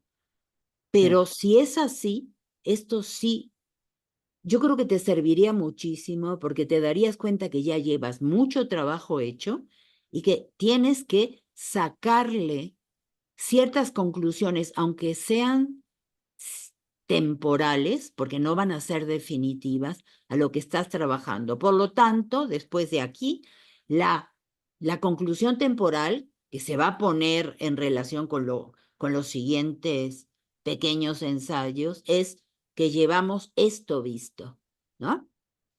Desde este intento de definir discapacidad, que habría que ver si eso es lo que están haciendo o están haciendo algo más que ellos mismos quizá no se dan cuenta del todo, que es ubicar todo esto como enfermedad y no como normalidad del mundo de la vida, de los seres vivos o de los seres humanos, lo cual estaría también pues, interesante. Sí, Entonces, no sé, esta segunda parte de la que nos estás hablando, pero no nos has leído todavía, ¿hacia dónde va? sí, quisiera un poco leer pues, las conclusiones, a lo mejor del primero, que Ah, ok, ok. perfila un poco hacia dónde va lo que propongo, ¿no? Ajá. Este, bueno, a ver, Ah, aquí dice, está, tal cual, la ¿qué de pregunta. valioso, sí, qué de valioso hay en estudiar una teoría médica que ha quedado a nuestros ojos arcaica, ¿no? Ajá. Las categorías de construcción de la figura del hereditario degenerado, herencia, género moral y estrato social, quizá no hayan quedado atrás del todo. No importa tanto los fenómenos descritos como la estructura del discurso que los fundamenta, sistematiza y sustenta. De ninguna manera queremos ver en este recuento de teorías el origen inamovible, primigenio, de lo que después se llamará los inadaptados, los unfit, de la ley de Indiana, sujetos indeseables por su poca inteligencia o aprovechamiento laboral. Es decir, no vemos en este recuento del saber médico el origen o la fuente que los constituye de una manera esencial. Por el contrario, lo que queremos hacer notar es que hay líneas conceptuales que salen de su contexto original, en este caso la herencia y la degeneración, para comenzar a trazar nuevas ramificaciones conceptuales en contextos muy distintos al que surgieron. El ONFIT está asociado al delito y a la improductividad material e intelectual, aunque también se le asocia a lo moral malsano y lo morbígeno del hereditario degenerado. Vale la castración y la esterilización forzada para el UNFIT como medida profiláctica para su control y como defensa de la prosperidad de la sociedad. Al degenerado hereditario le basta la vigilancia, la reclusión, la rehabilitación y la regeneración por medio de la mezcla étnica. La esterilización forzada, por ejemplo, se practica y practicó en algunos contextos como en el Perú de Fujimori, a comunidades indígenas entre 1990 y 2000, donde más de 300.000 indígenas fueron esterilizados, o los reportados en Chiapas entre 2002 y 2020 en mujeres indígenas celtales y tojolabales. ¿Cómo? ¿De qué manera se enmarcan los indígenas dentro de un tratamiento practicado experimentalmente a finales del siglo XIX, legalizado en Indiana en 1907 y reservado para el UNFIT? ¿Acaso el indígena y el UNFIT comparten marcos de referencia? Para el discapacitado, por otro lado, se aplicó y aún aplica la esterilización forzada, tanto como la rehabilitación y el aborto por enfermedad congénita del feto, bajo la forma de eutanasia. El informe de la ONU del 2017 sobre derechos sexuales de mujeres y jóvenes con discapacidad reveló que la esterilización forzada es una práctica bastante extendida en 31 países como medida higienista. ¿Cómo se relacionan estos modelos de control forzado con los programas de planificación familiar voluntaria, si es que lo hacen? ¿En qué estriba lo voluntario y lo forzado? ¿No caemos aquí en la inimputabilidad de responsabilidades, de actos y en la gradación de peligrosidades de la progenie? El discapacitado comparte profilaxis higienistas propias del degenerado hereditario y del ONFIT, la esterilización y la terapéutica del degenerado hereditario. Se añade una más a su control, la eutanasia por medio del aborto por enfermedad congénita del feto, y enmarcada igualmente dentro de la planificación familiar voluntaria, de tal modo que no concebimos las ideas de la degeneración como una teleología cuyo fin está en la constitución de figuras como los unfit o los discapacitados, como si el degenerado fuera el abuelo y estos sus hijos y aquellos sus nietos que heredan la carga de un discurso ininterrumpido y sostenido. Más bien, estos discursos modelan en tal modo su contexto, el del saber médico, y la de los sujetos de su contexto, el objeto de estudio, hasta deformarlos en tal medida que trastocan, como la imagen deformada de un espejo curvo en el que los extremos se tocan, nuevos espacios de referencia y nos ayuda a entender las líneas de pensamiento de los discursos que modelan los contextos nuevos, no porque haya una sucesión en línea ininterrumpida, sino porque hay una contaminación mutua inadvertida por espacio y tiempo, de discursos que se entremezclan y renuevan bajo la forma de una nueva norma. Desentrañar la figura del degenerado nos puede ayudar a comprender el discapacitado porque hay fugas de las convenciones discursivas que lo conforman y que todavía hoy nos alcanzan, no directas desde él, sino de otros espacios y tiempos a los que trastocó, de sujetos como él, que también subvirtieron la autoridad de una norma vigente y de la moral de una comunidad que se percibe como históricamente igual, natural y homogénea. Podemos ver, por ejemplo, en las catalogaciones vigentes sobre la inteligencia del DSM-5, evidencia de que la herencia sigue jugando un papel principal, la capacidad para la resolución de problemas cotidianos que incluyen habilidades lingüísticas, de cálculo, espaciales, emocionales, que son medidas por los test de inteligencia, siguen contemplando los comportamientos normales esperados de la moral general, están exentas de todo prejuicio cultural. Puede hacerse una clasificación de las capacidades intelectuales sin poner en duda la cualidad humana. Están las clasificaciones contemporáneas sobre discapacidad intelectual, el DSM-5 junto con la escala de Wechsler y la prueba de habilidades de Vineland, alejadas de toda susceptibilidad deshumanizante. Es el enfoque humanista que ostentan las catalogaciones modernas sobre la inteligencia, equiparables al tratamiento moral iniciado por Pinel. Ya no hay cadenas, pero quedan los estigmas, las violencias, las etiquetas y las barreras de movilidad social. ¿Dónde estriba el enfoque humanista la mirada? ¿En qué focos? ¿En qué distancias antagónicas?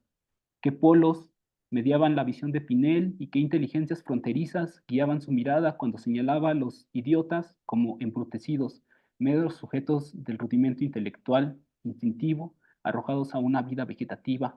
¿Cuáles son las marcas últimas, las marcas primeras de esta gradación de lo reconociblemente humano? ¿Qué Odiseo y qué Polifemo habitan los confines de un enfoque que se presenta como humanista? No hay siempre en toda evaluación sobre el razonamiento, en toda puesta a prueba, un presupuesto del tipo normal de la especie. ¿En qué radica la diferencia? ¿Qué cantidad de diferencia es demasiada diferencia como para ser reconociblemente humanos? Nos tienta responder que no existe prueba que mida las habilidades intelectuales y que no ponga en duda la cualidad humana, pero no podemos responder esas preguntas sin considerar que la razón se ha constituido históricamente como como el distintivo que nos separa de toda animalidad vinculada a una inteligencia limítrofe. Cuando se evalúa la inteligencia, no solo se están evaluando capacidades, se hace una distinción cualitativa de lo humano por más enfoque humanista que medie las pruebas. Es una escala cuantitativa que indirectamente refleja una escala cualitativa de lo humano. No quiero decir que no se realicen pruebas para identificar situaciones que impliquen retraso global del desarrollo.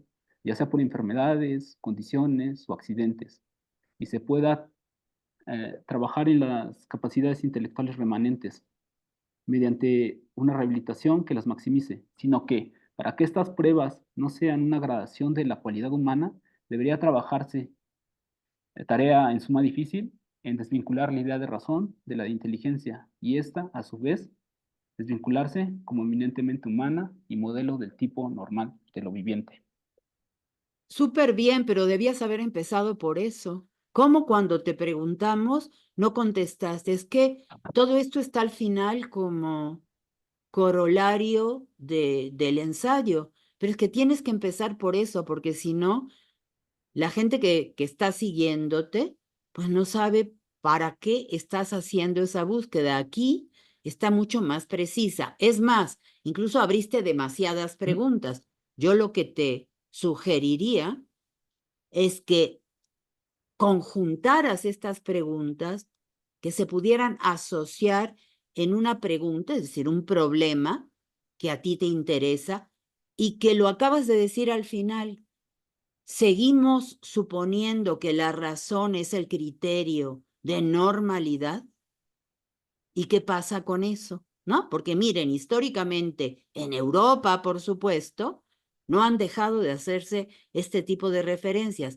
Cambian las historias mismas de la medicina, lo que no cambia es este ideal patético totalmente de la razón privilegiada, ¿no es cierto?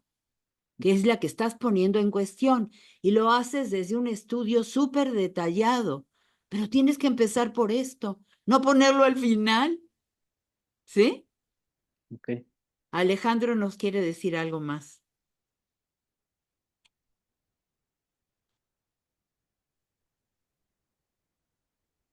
No te oímos, Alejandro. ¿Tu nuevo micrófono?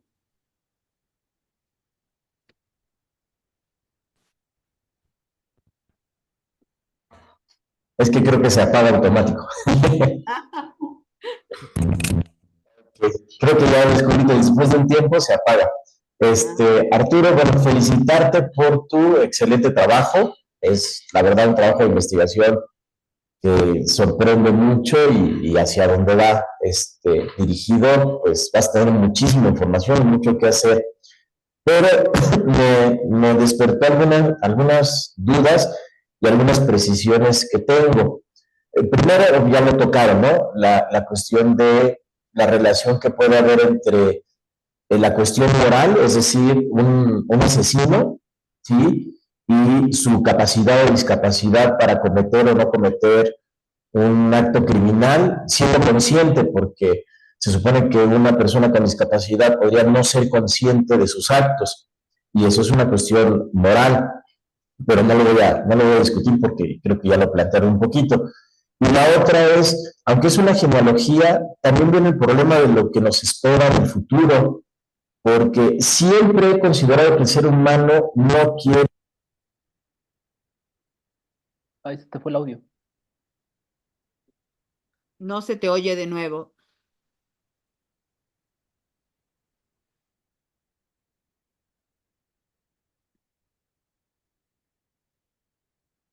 Ya, creo que... sí, bueno, básicamente es la cuestión de qué nos depara en el... Se te volvió a ir.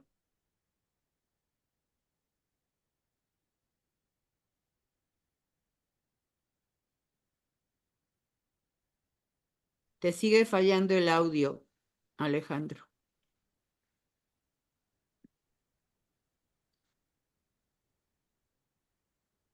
Creo que así. Ya.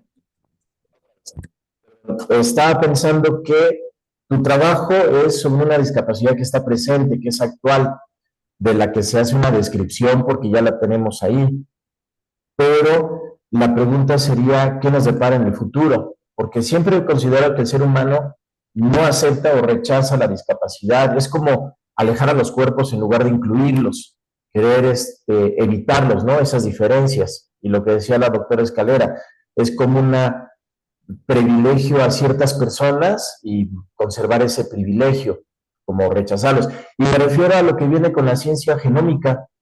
Es decir, ya hay en México un hospital de medicina genómica que lo que pretende es identificar desde raíz, desde el origen, desde el genoma, desde la formación del feto, antes, desde la fecundación, poder identificar discapacidades y dar la libertad posiblemente, y esto tiene que ver con el derecho y también con la cuestión moral, dar la posibilidad a los padres de decir, no lo quiero, porque viene diferente, porque tiene discapacidades, porque presenta alguna posibilidad de alguna enfermedad, y eso es su posible futuro. Antes era ficción, hoy empieza a ser una realidad con todas estas pruebas de medicina genómica y genética que se está haciendo, y esa es la pretensión quizá de este hospital, que es una realidad en México, ya está ahí en la zona de hospitales, se llama Hospital de Medicina Genómica, y esa es la pretensión. No sé hasta qué punto puede llegar, incluso de corregir, y ese sería tal vez el término, corregir,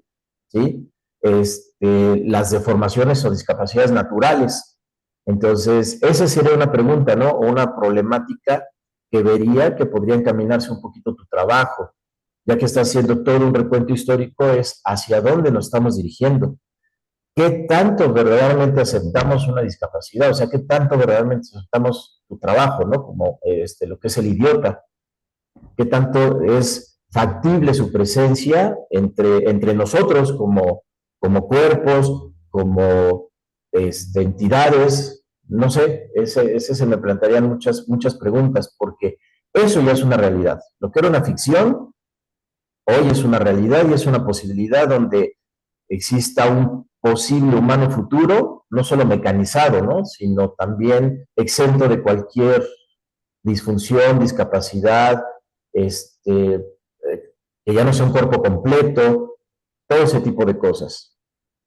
Básicamente, y te felicito, bueno, por tu trabajo, además eres una inspiración para que yo también me apure con el mío, cosa que ahí todavía no le hallo tiempo a esto, pero aprovecha que tienes tiempo, de verdad, ¿sí?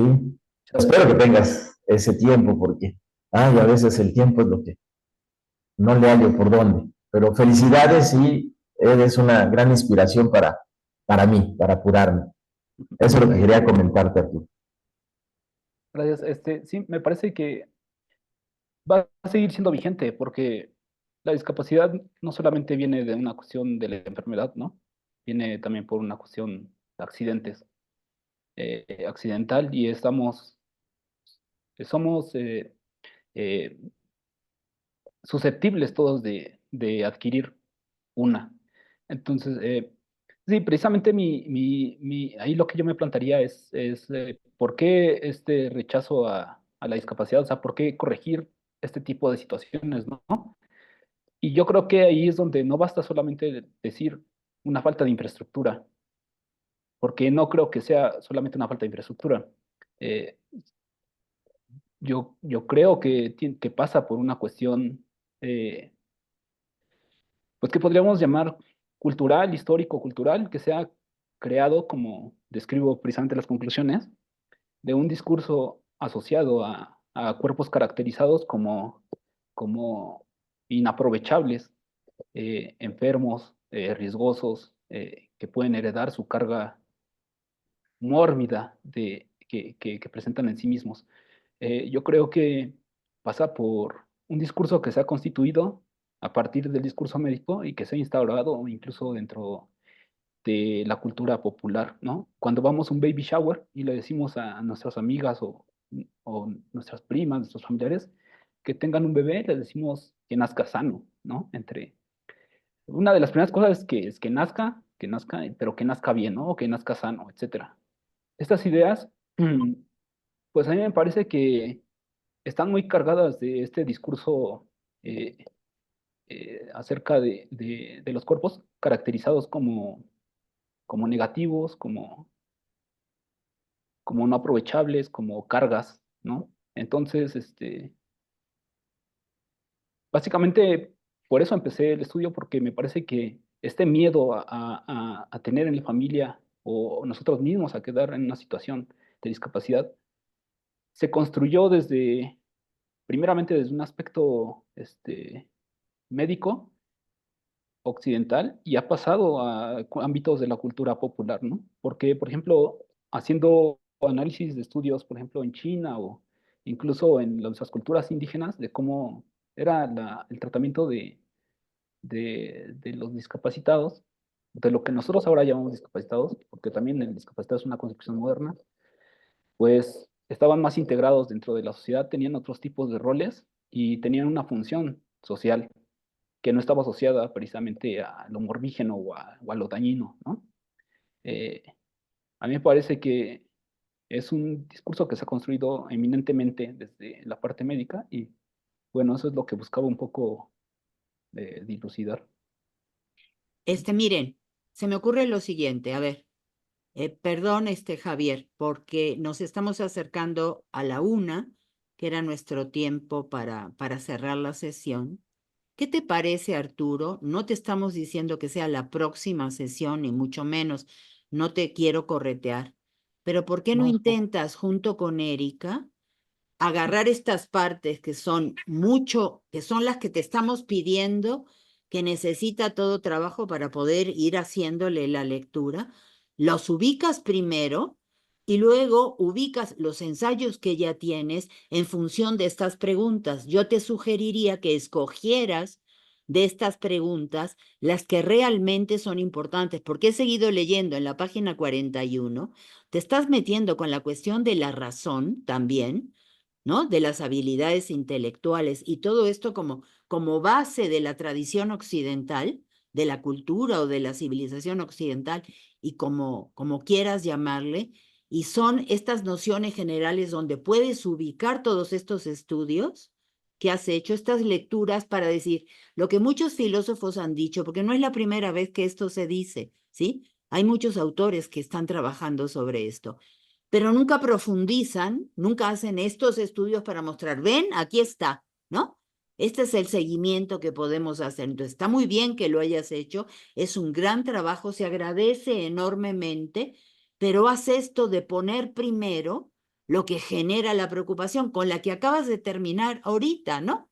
También eso era, o sea, no era la cuestión del miedo, no era cuestión únicamente de discapacitados naturales o no naturales, accidentales o lo que fuera. La cuestión es cómo la razón funciona así. Y seguramente estás en el camino de decir cómo funciona. Podrías intentar decir, es excluyente, ¿no? O se opone a la animalidad. Y en la animalidad entra todo esto. Incluso si no le llamamos animales, les llamamos degenerados, como en cierta época, como empezaste a leernos el texto. En efecto, siempre es esta razón como lo normal, y siempre se ha ido cargando de significados y ejemplos esa normalidad desde distintas maneras, y no solo desde la biología o la medicina, pero sin duda tienes razón. O sea, es en el mundo de la biología y en el mundo de la medicina que se generó esta oposición antagónica, esta máquina binaria y dual brutal que es lo normal y lo patológico, que fue trabajada en los años 60 y yo diría un poquito antes, y justamente por gente que venía de las ciencias biológicas. Entonces, bueno, aquí ya tienes el trabajo, únicamente lo que tienes que hacer es cambiarle el lugar de los ensayos y vas muy adelantado, ¿no? Súper adelantado, ¿no? Luego vas ok. a tener que decidir, bueno, no me voy a meter quizá con el asunto criminal porque tendría que leer muchísimo más en términos jurídicos, ¿no? Lo puedes comentar y demás, pero no hacer un ensayo propiamente sobre eso. Pero con lo que No, tienes, a mí me parece que estaría muy bien que ubicaras lo que ya tienes y ya la tienes la tesis, ¿no? Y entonces sí, eres súper bienvenido a volvernos a leer esto.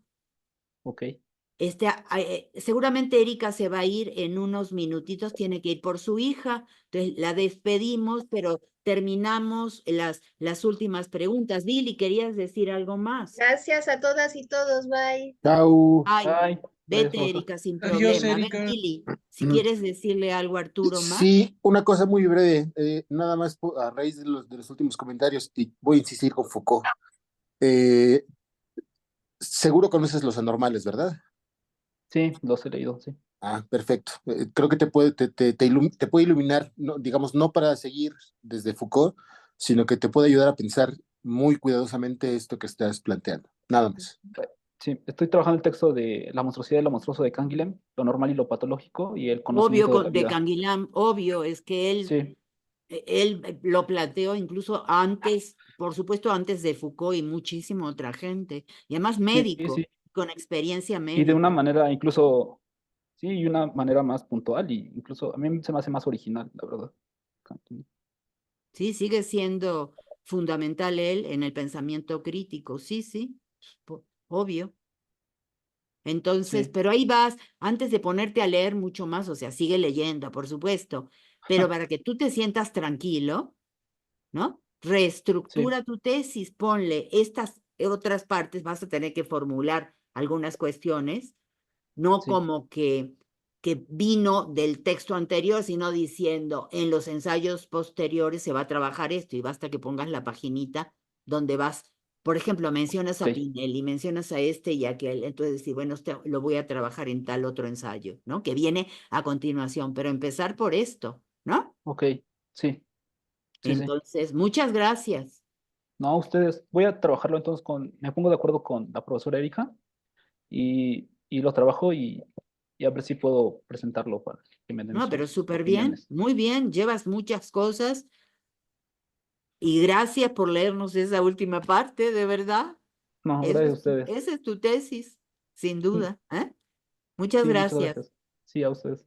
Entonces, nos despedimos, ¿no? Yo les aviso cuando es la siguiente reunión. Que estén muy Ah, bien. Chao. Gracias, Bye, Sale, gracias. bye. abrazos, que estén muy bien. bye, Bye. gracias. Bye, bye. Adiós, adiós.